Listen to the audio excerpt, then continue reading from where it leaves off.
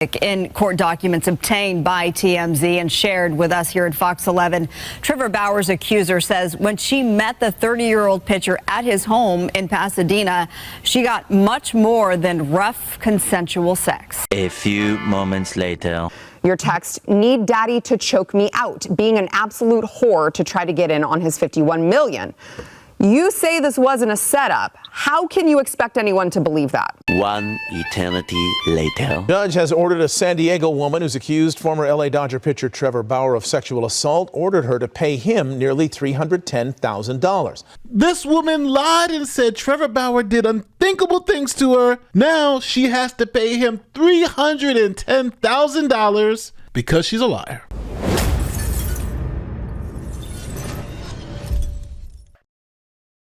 So we are talking about Trevor Bauer again on the channel. Now, we did a video before about Trevor Bauer and all of the crazy lunatic women who've been trying to get his money, and that story went viral. You may be asking, who is Trevor Bauer? Well, he is a major league pitcher, a former major league pitcher for the LA Dodgers, and a former Cy Young Award winner. Now, back in 2021, a young woman named Lindsey Hill went to his house, had a good time, and then claimed some inappropriate things happened.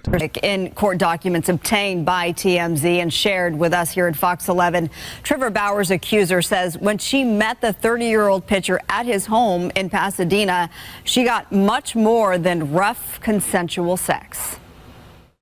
In her almost 90-page declaration, the 27-year-old woman describes the 2 nights she spent with Dodgers pitcher Trevor Bauer, the first in April, the second in May.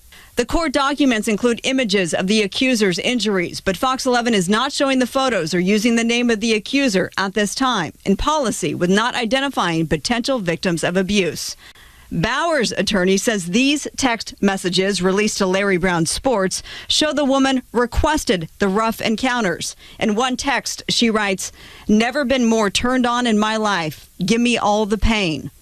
The attorney confirming the authenticity of the text to Fox 11, but not speaking on camera Thursday. Neither is the Pasadena Police Department, which is investigating the allegations.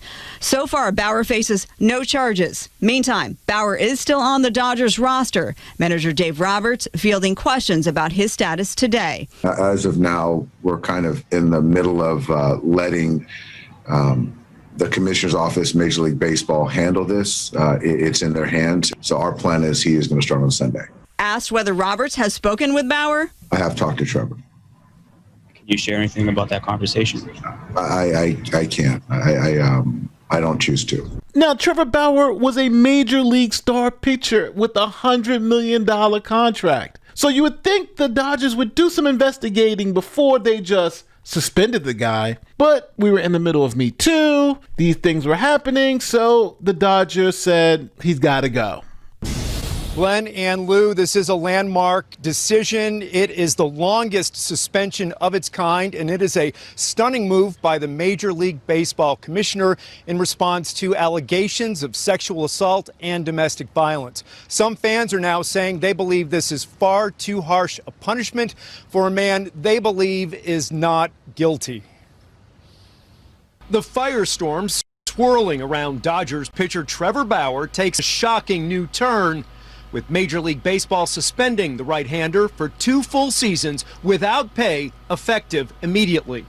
According to reports, the suspension does not include the 99 regular season games Bauer has missed since being placed on administrative leave on July 2nd, 2021. MLB announced this decision following an investigation into domestic violence and sexual assault allegations made against the pitcher.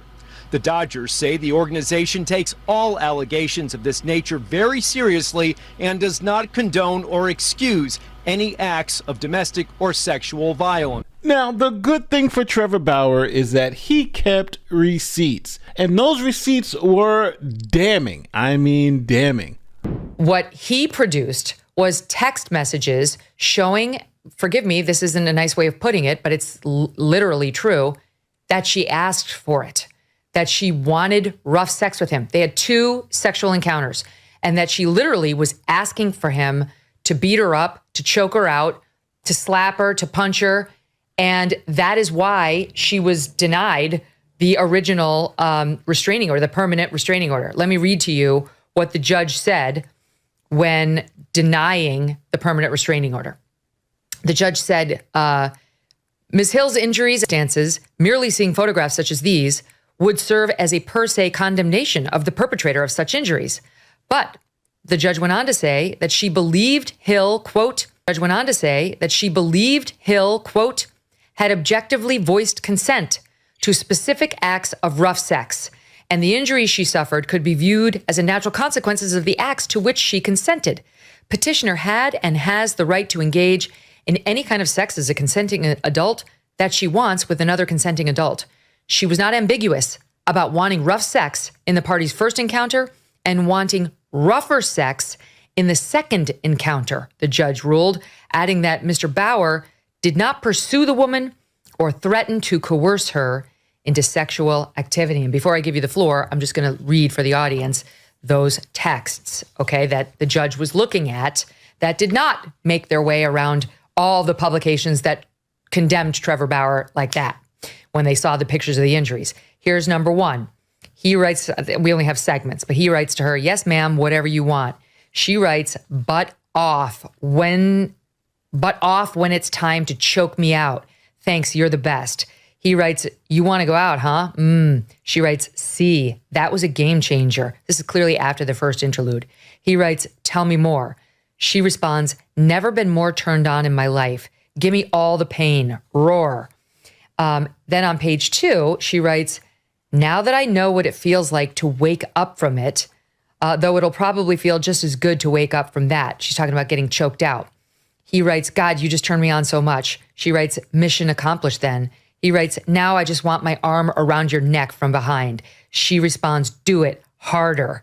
And they keep going like this. I mean, I could go on. Now, if that wasn't enough, right? There's another damning piece of evidence. See, after their first encounter, Lindsey was so happy, she actually recorded herself in bed next to Bauer. But remember, she had told police and prosecutors that she was beaten up by Bauer during the encounter. But she forgot she had taken this video right after they had their encounter the next morning. And in that video, there was no bruises. She looks fine. Here she is being confronted with that video that shows she was 100% totally fine with no bruising, and listen to her response to that evidence. Information like this video, which was taken by Lindsey Hill herself the morning after she claimed she was brutally attacked, emotionally traumatized, and desperate to get away from me. And now we have the metadata, so there can be no dispute. It was taken mere minutes before she left my house on the morning of May 16th, 2021, without my knowledge or consent, of course. In it, you can see her lying in bed next to me while I'm sleeping, smirking at the camera without a care in the world, or any marks on her face.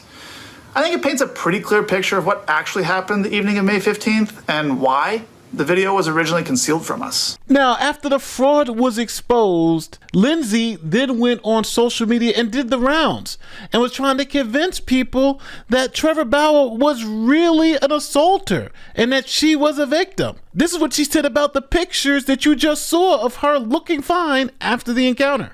Lindsey, I think there are a lot of sexual assault survivors who would say you don't look traumatized there and you don't look beaten. And this is allegedly after you say that he brutally attacked you and you had bruises all over your body. You had bruises all over your face. I don't see any bruises there. And I certainly don't see a woman who's just been traumatized by something horrible.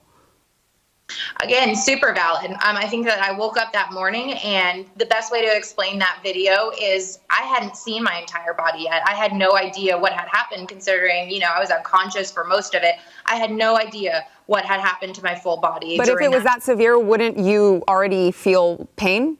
Wouldn't you already have bruises on your face? I mean, you say that he punched you in the face, but where are the bruises? Yeah, so that's something that has not, been publicly released, or he won't talk about. But over and over again in this process, we have handed him pictures that were taken between 20 and 30 minutes right after that video was taken, of the bruising starting to develop, of the scratching, and it has been time and time again verified through metadata.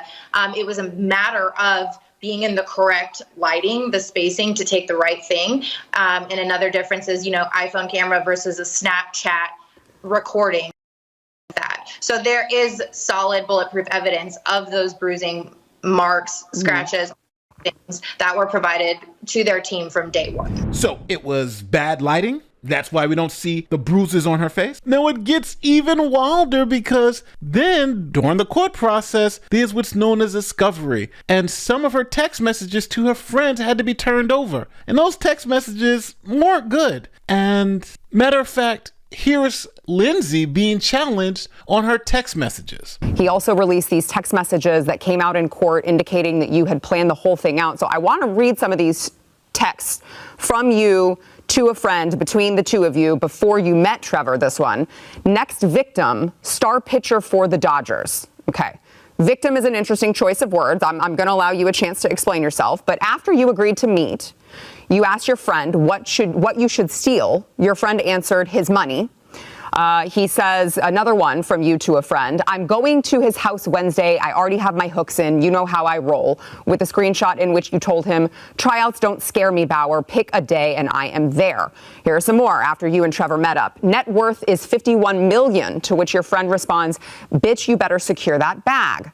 Your text, need daddy to choke me out, being an absolute whore to try to get in on his $51 million. You say this wasn't a setup. How can you expect anyone to believe that? That's a great question. I really appreciate you having me on to even have this conversation.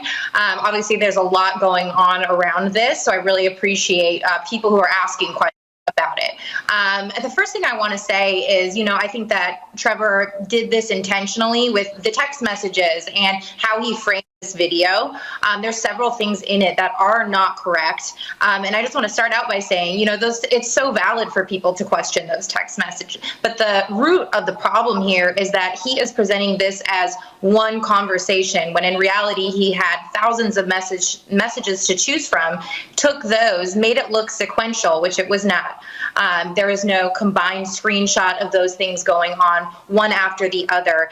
And as I said last night as well, there's no text message that ever exists. Otherwise, he would have, put it out there, combining, anything about a setup through rough sex, finances all in one. Those were handpicked, and they were from multiple different conversations all before we met up. And I think that the video in general doesn't even talk about what actually happened between us two, which is what would have come out during a jury trial.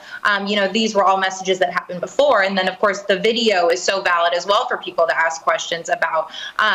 But I do think that video was entirely misleading. He also references the restraining order hearing, which people also have questions about. He says that he was cleared of any wrongdoing, which is actually incorrect.